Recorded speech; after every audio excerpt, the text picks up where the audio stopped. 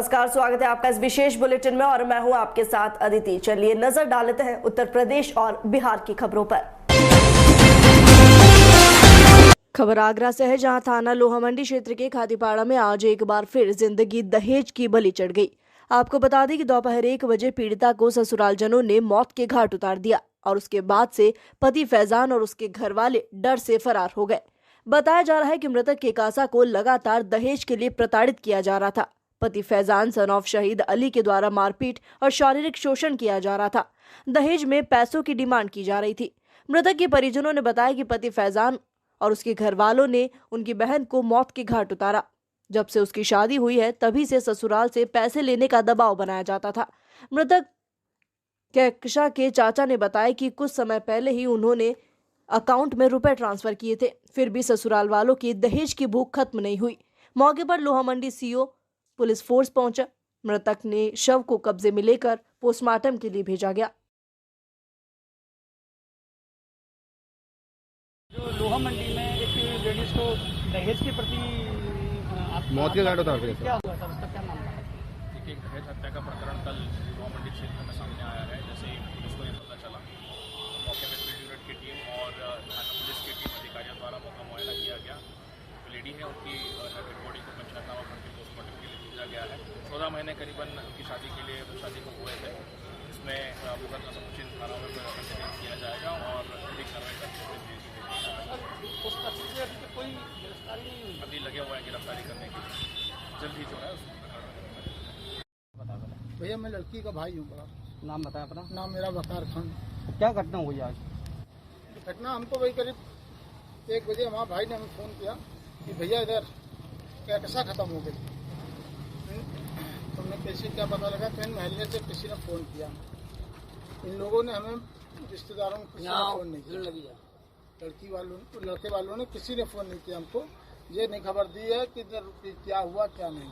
अब आपको पता लगा कि आपकी लड़की खत्म हो गई तो आपने यहाँ पर किसी संपर्क करने की कोशिश की थी? किसी का नंबर ही नहीं था, हमें लड़की वालों का नंबर था। तब आप यहाँ आए तो फिर क्या मालूम चला? यहाँ आए तो देखा हमारी बहन मरी पड़ी। रास्ते में इन्होंने हमें फ़ोन किया कि आप लोग जल्दी आ जाओ, इधर मट्टी वट्टी लगानी है, कुशल करवाना है, तो आप 1 घंटा पहले फ़ोन कर देना, जब आसपास आ जाना तो हम तो आपको रिसीव कर लेंगे। हमने कहा जब तक हम नहीं आ जाते हैं मिट्टी को मत छूइएगा, जो पोजीशन होगी देखेंगे। अगर ऐसी कोई बात नहीं है तो कोई बात ही नहीं है, मगर दिल को तो ये था कि हमारे बहन के साथ कुछ हुआ गलत। आपने उसके खिलाफ थाने में तहरीर दी है? हाँ तहरीर दी है। क्या आश्वासन मिला आपको? आश्वासन मिला कि इंसाफ मिलेगा आपको। हमारी लड़की का, हमारी भतीजी का इन लोगों ने गला दबा के मार डाला। किन लोगों ने? हमारे दामाद ने। क्या नाम है दामाद का आपके? फैजान अली। कहाँ का मामला ये क्या नाम है, लोहामंडी आगरा का। लड़की का मतलब क्या पहले से कोई लड़ाई दंगा या तबियत खराब थी? लड़की की ना कोई तबीयत खराब थी ना कोई लड़ाई झगड़ा था। लड़की से बहुत रोजमर्रा डिमांड की बात थी। दहेज की मांग कर रही थी लगातार। अगले साल ईद में इनको 50,000 रुपये हमने दिए थे नकद। इस साल क्या नाम है, इन्होंने 50,000 की फिर डिमांड की तो हमने 10,000 रुपये आज से 4 दिन पहले इनके अकाउंट में लगा दिए। उसका अकाउंट का ब्यौरा भी मेरे पास है। उसके बाद इनसे हमने कहा 30 तारीख तक 40,000 रुपये और आपको भेज देंगे। और आपने दहेज के खिलाफ थाने में तहरीर दी थी पहले? कभी नहीं दी मैंने। इससे पहले नहीं? इनको आपको कैसा मालूम पड़ा कि आपकी लड़की ने सुसाइड कर लिया है? सुसाइड लड़की ने नहीं किया है, लड़की का सुसाइड कर दिया गया है। अच्छा जी, आपका कहना है लड़के वालों ने उसे मार जी दिया? हाँ, हमसे कहीं लड़की की तबीयत खराब थी, अब वो हम लेके जा रहे थे ऑटो में, लड़की मर गई, इनका ये कहना था। आप प्रशासन से क्या चाहते हैं? प्रशासन से हमें न्याय चाहते हैं, इंसाफ चाहते हैं। हमारी लड़की के जिसे गला दबा के इन्होंने मारा, सर में चोट लगी, पूरी दीवारों में खून इनके मिला, बिस्तरों में खून मिला। क्या घटना हुई आज दीदी? मेरी बहन कल रात में हमसे बात की था, तो वो क्या नाम है उनका? कहकशा। अच्छा, कहकशा ने रात में हमसे बात किया, बहुत परेशान थी, रो रही थी। हमने उससे पूछा, कसम दिया तो कह रही बहन सुबह बताएंगे। फिर उसने सुबह वीडियो कॉल पे बात किया, काम कर रही थी, कमरा पूरा साफ था। आप जाके देखिए कमरा बिखरा हुआ है। उस लड़की ने कपड़े अपने आदमी के, अपने अपने ससुर के, अपने सास के धुल के रखे। अचानक ऐसा क्या हो गया जो मेरी बहन को अटैक पड़ जाएगा? उस लड़की ने पहना हुआ था लोवर टी शर्ट, अब और पीले रंग की चूड़ी, अब उसके हाथों में रेड पड़ी हुई है और उसने जबरदस्ती सूट पहनाया गया है। क्या कोई बीमार जब पड़ता है तो क्या रुपट्टा लेके मरता है? नहीं ना। अब सरियानी मैचिंग का रुपट्टा भी रखा हुआ है। हम बस इतना ही कहेंगे, जो इस न्यूज के देखे वो हम मेरा इंसाफ करे, मेरी बहन को इंसाफ दिलाए, इन लोग को जीने ना दे भाई। जब रात को आपकी बहन से बात हुई थी तो कोई ऐसी बात बहन ने बताई जो उसने बताया, इन लोग के बारे में कभी कोई बुराई नहीं करती थी, बस यही कहती थी बहन अभी फोन रखो, उन लोग को काम करना। पता है इन लोग के आगे हर एक काम करती थी भैया। आपको कितने बजे सूचना मिली कि आपकी बहन ने सुसाइड किया है? बहन मेरी ये नहीं सूचना दी गई, ये हुआ हमने फोन जब किया तो ये कह रही तुम्हारी बहन को अटैक पड़ गया है और जल्दी आना है तो आओ, नहीं तो हम मट्टी लगा देंगे। हमने खबरदार जो मट्टी को हाथ लगा दिया। और जब हम यहाँ पे आए, मैंने अपनी बहन का जैसे ही फेस देखा, यहाँ पे चोट लगी थी तो ये लोग भागने लगे। मैंने उस लड़के का हाथ पकड़ा तो यहाँ के मोहल्लों के कुछ लोगों ने कौन भागने लगा? फैजान, उसका हस्बैंड, और जो सास थी वो पहले ऑलरेडी गेट के पास खड़ी थी। जब तुम लोग को डर नहीं था तो तुम लोग दूर क्यों थे? जब मैंने पूरा चेक किया पुलिस वाले तो उसकी फांसी लगी हुई है, मारा हुआ है, पूरी दीवारों पे खून लगा हुआ है, कमरा बिखरा हुआ है भैया, बहुत बुरी तरह। पुलिस प्रशासन को खबर करी, पुलिस ने आपको क्या आश्वासन दिया है? बस कह रहे इंसाफ मिलेगा। कैसे इंसाफ मिलेगा? पकड़ के सामने तो लाइए भाई, पकड़ के सामने तो लाके दिखाओ हमें। खबर रायबरेली से है, जहां कोरोना मरीजों के परिजनों से ज्यादा पैसा वसूलने का मामला सामने आया है। ऐसे में अस्पताल के डॉक्टर के खिलाफ अब भाजपा नेता धरने पर बैठ गए हैं। ऐसा पहली बार नहीं है जब भाजपा नेता धरने पर बैठे हैं। इससे पहले का धरना भी प्रशासन के समझाने और कार्रवाई करने के बाद समाप्त हुआ था। तो वहीं इस मामले में अब तक कार्रवाई नहीं किए जाने के चलते भाजपा नेता शहीद चौक पर दर्जनों साथियों के साथ धरने पर बैठे। अस्पताल संचालक डिप्टी सीएमओ के निर्देश को वे मानने को तैयार नहीं है। तो वहीं कार्रवाई न करने पर भाजपा नेता ने आत्मदाह करने की धमकी दी है।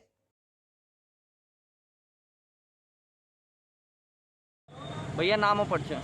संतोष पांडे, जिला कार्य समिति सदस्य, पूर्व नगर अध्यक्ष भाजपा रायबरेली। आज धरने पर बैठे हैं, क्या कारण हुआ कि लॉकडाउन के दौरान भी आपको धरने पर बैठना पड़ा? बहुत ही अमर्यादित कार्य वृतांत हॉस्पिटल ITI के डॉक्टर संजय कुमार द्वारा किया जा रहा है। कोरोना काल में, इस महामारी में, जहां पूरे देश में त्राही त्राही मची हुई है, माननीय प्रधानमंत्री जी और उत्तर प्रदेश के यशस्वी मुख्यमंत्री जी दिन रात गरीब मरीजों के लिए लगे हुए हैं कि सभी को सरकार द्वारा दी गई सहूलियतें उनको मिले, कम से कम खर्च में उनका इलाज हो। ऐसे में सरकार ने एक गाइडलाइन दिया है वृतांत हॉस्पिटल ITI को कि आपको 6 से 8 हज़ार रुपया प्रतिदिन के हिसाब से मरीज से लेना है और रेमडेसिविर इंजेक्शन अगर आप लगाते हैं तो वो 1800 रुपये का लगाना है। ऐसे में 1800 रुपये के इंजेक्शन को 25,000 में लगा रहा है और 8,000 रुपया प्रतिदिन के हिसाब से जो लेना है वो 48,000 रुपया, 70,000 रुपया प्रतिदिन ले रहे हैं। इसी के खिलाफ हम लोग यहाँ धरने पर बैठे हैं। अभी पूर्व में मंगलवार को हमारे कई प्रशासनिक अधिकारियों ने आश्वासन दिया था कि जब सबूत और गवाह हैं तो उनके खिलाफ बड़ी कार्रवाई होगी, लेकिन कोई कार्रवाई नहीं की गई। यहाँ तक कि नोटिस भी नहीं भेजा गया। अभी कोई बात सामने आ रही थी कि उन्होंने किसी अधिकारी से ये चीज़ कहा कि कोई कार्रवाई नहीं होगी, कुछ ऐसी बातें क्या? जब पिछले मंगलवार को धरने के दौरान मिल एरिया थानाध्यक्ष और हमारा प्रतिनिधिमंडल स्वयं CMO ऑफिस गया था, हमारे बड़े भाई मित्र हैं JP वर्मा जी, उनके साथ में जो है डिप्टी CMO से बात हुई। उन्होंने टेलीफोन किया डॉक्टर संजय कुमार वृतांत हॉस्पिटल के संचालक को, तो टेलीफोन पर डिप्टी CMO को कड़े शब्दों में और आप समझे कि चेतावनी भरे शब्दों में डॉक्टर कहता है कि हम सरकार के गाइडलाइन का कोई पालन नहीं करेंगे, जिसमें कि डिप्टी CMO कहते हैं सुमान सिंह जी कि डॉक्टर साहब अगर कोई मरीज अगर कोर्ट चला जाएगा तो आपको जवाब देते नहीं बनेगा। उस पर भी डॉक्टर को कोई शर्म नहीं आ रही है, वो खुली चेतावनी दे रहे हैं कि मैं इसी तरह अवैध वसूली करूंगा, सरकार के गाइडलाइन का पालन नहीं करूंगा, चाहे तो मेरा नर्सिंग होम बंद करा दो। इसका मतलब जड़ें बहुत मजबूत हैं, चारों तरफ मोटी रकम बांटी जा रही है, इसलिए कोई कार्रवाई इसके ऊपर नहीं करी जा रही। खबर बिजनौर से है, जहां रसूलपुर नगला क्षेत्र में उस समय हड़कंप मच गया जब गंगा में नहाने गए 9 युवकों में से 3 युवक की डूबने से मौत हो गई। हालांकि एक युवक को गोताखोरों ने डूबने के कुछ ही देर बाद बाहर निकाल लिया। मौके पर आला अधिकारियों सहित गोताखोर शेष युवकों की तलाश में जुटे हैं। दरअसल पूरा मामला बिजनौर के चांदपुर थाना क्षेत्र के ग्राम रसूलपुर नगला का है, जहां गांव रसूलपुर नगला के 9 युवक नहाने के लिए नदी पर गए थे। नहाते समय जावेद, राजी आलम, सोहेल तीनों युवक दोपहर में गंगा नदी में नहाते समय डूब गए। पुलिस प्रशासन और गोताखोरों की मदद से एक युवक की डेड बॉडी पानी से बरामद कर ली गई। अचानक युवकों के डूबने से गांव में हड़कंप मच गया। भारी तादाद में ग्रामीण गंगा नदी पर पहुंचे। सूचना पर आला अधिकारी भी पहुंचे और गोताखोरों की मदद से डूबे हुए युवकों की तलाश शुरू की। तो वहीं कुछ ही देर में गोताखोरों ने एक युवक सुहेल को नदी से बाहर निकाल लिया। एक युवक राजी आलम की डेड बॉडी 24 घंटे बाद पानी से गोताखोरों ने ढूंढ निकाली। शेष एक युवक की तलाश में गोताखोर लगातार जुटे हुए हैं।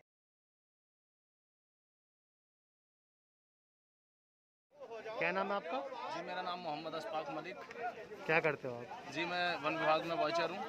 अच्छा, ये जो 3 लड़के डूबे थे, इनमें कितने को निकाल लिया गया और कितने रह गए? ये 3 लड़के डूबे थे, जिसमें कि एक की बॉडी कल निकाली थी और एक की बॉडी आज निकाली है, और एक के अभी प्रयास जारी है उसका ढूंढने का भी। कितना समय हो गया है दूसरी बॉडी निकाले हुए? दूसरी बॉडी, एक बॉडी तो 1 घंटे बाद ही निकालनी थी डूबने से, और एक बॉडी अब निकाली है 15-20 मिनट हो चुकी है, और एक बॉडी का प्रयास जारी है। जो हमारे भाई गोताखोर आए हुए हैं आजमपुर बास्टे के, ये सभी भाइयों का सहयोग है इसमें, और सभी मेहनत कर रहे हैं। नाम आपका? कहाँ के रहने वाले हो? मोहम्मद असलम है। कहाँ के रहने वाले हो? ये रसूलपुर मंगला। ये गंगा पे आए हुए हैं, क्या पूरा मामला है? ये भैया ये लड़के आए थे ना इधर तरबूज खाने, तो इधर ये थोड़ा गंगा में नहाने लगे, तो इसमें ये 6-7-8 लड़के थे, तो जिसमें 3 डूब गए थे जी। तो उसमें से क्या हुआ, एक मिल गया था, तो ये आज एक मिला है, ये मेरा छोटा भाई था। क्या नाम है इसका पूरा? इसका रियाज आलम नाम था। अच्छा, ये कब मिला है? ये मिला है अभी 1 घंटा पहले। अब क्या मामला हो रहा है? अब क्या ये पंचनामा कर रहे हैं पुलिस वाले। अच्छा, हाँ जी। उसके बाद आप घर ले जाएंगे? जी घर ले जाएंगे। खबर आगरा से है, जहां थाना बसई क्षेत्र के अंतर्गत गांव सुखताल के पास नहर साइकिल ट्रैक का ये मामला है। दिन दहाड़े तमंचे के बल पर एक बाइक सवार दंपति के साथ अज्ञात बाइक सवारों ने लूट की। तमंचे के बल पर अज्ञात बाइक सवार बदमाश लाखों रुपए के आभूषण दंपति से लूटकर फरार हो गए। बाइक सवार दंपति अपने बच्चों के साथ बाह के केंद्रपुरा से साइकिल ट्रैक होते हुए सवोरा गांव जा रहे थे। दिन दहाड़े तमंचे की नोक पर अज्ञात बाइक सवार बदमाशों ने इस घटना को अंजाम दिया, तो वहीं इस घटना से क्षेत्र में हड़कंप मच गया। सूचना पर पहुंची स्थानीय पुलिस ने घटना का संज्ञान लिया और आगे की कार्रवाई में जुटी है।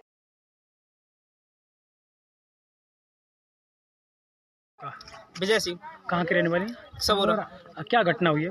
सर मैं जब केंद्रपुरा से और सवोरा के लिए जा रहा था, तो बीच में सूखाताल के पास में 2 अज्ञात लोग आए थे, तो उन्होंने मेरे ऊपर एक तमंचा रख के, और जो सोने का सामान था, जो सोने का जो वो सीना जिसमें कुंडल थे ब्रश वाला, और 2 जेंट्स लेडीज अंगूठी थी, एक जेंट्स अंगूठी थी, और कान के कुंडल और गले का पेंडल था उसमें।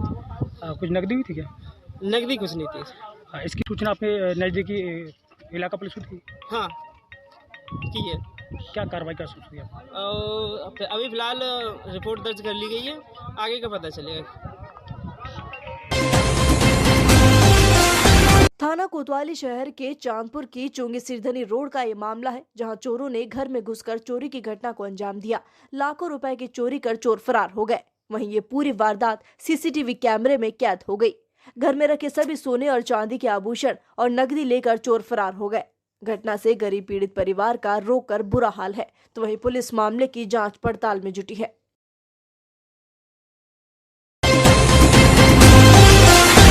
खबर बिजनौर से है, जहां पुलिस ने सड़क पर बेवजह घूम रहे बाइक सवार और कार चालकों के चालान काटे। आपको बता दें कि कोरोना महामारी के चलते उत्तर प्रदेश में लॉकडाउन लगा है। कोरोना वायरस की चेन तोड़ने के लिए उत्तर प्रदेश सरकार ने आवश्यक वस्तुओं को छोड़कर सभी पर पाबंदी लगा रखी है, जिसके चलते बिजनौर के शक्ति चौराहे पर पुलिस ने लॉकडाउन का कड़ाई से पालन कराने के लिए बेवजह घूम रहे लोगों पर शिकंजा कसते हुए सीओ सिटी कुलदीप गुप्ता, शहर कोतवाल राधेश्याम, ट्रैफिक यातायात प्रभारी कमल किशोर ने पुलिस बल के साथ चेकिंग अभियान चलाया।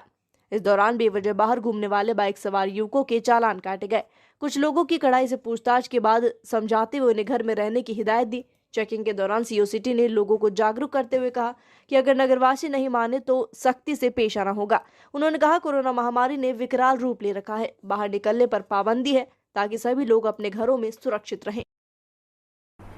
और फिलहाल इस बुलेटिन में इतना ही। बिहार और उत्तर प्रदेश से जुड़ी खबरों के लिए बने रहिए डीपीके न्यूज के साथ। नमस्कार।